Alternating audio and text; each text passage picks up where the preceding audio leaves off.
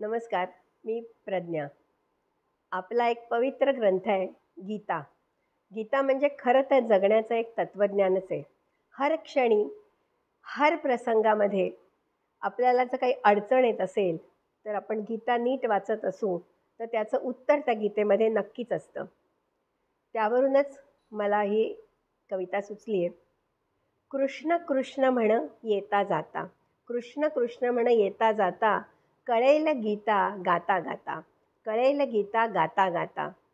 कर्तव्याचा दीप जरी करी, कर्तव्याचा दीप जरी करी, रामकृष्ण जो वदे वैखरी. कार्य करुनी जो चरणी वाही, कार्य करुनी जो चरणी वाही, गीता आपैसी त्यासी समजूनी जाई, गीता आपैसी त्यासी समजूनी जाई.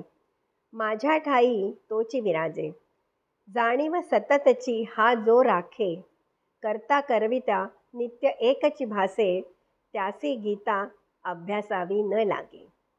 नित्यकर्म जो करीत राही, नित्यकर्म जो करीत राही, तरी सर्वा ठाई रामच पाही. कर्म कुठले हीन दर्जी नाही, कर्म करता, कर्म आणि करता म्हणजे कर्म करता एकच होई, तोची गीता जगत राही. नाम घेता घेता चित्तास ये शुद्धता, नाम घेता घेता चित्तास ये शुद्धता.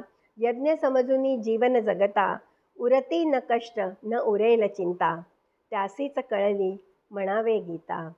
कृष्ण कृष्ण म्हण येता जाता, कळेल गीता गाता गाता, कळेल गीता गाता गाता. धन्यवाद.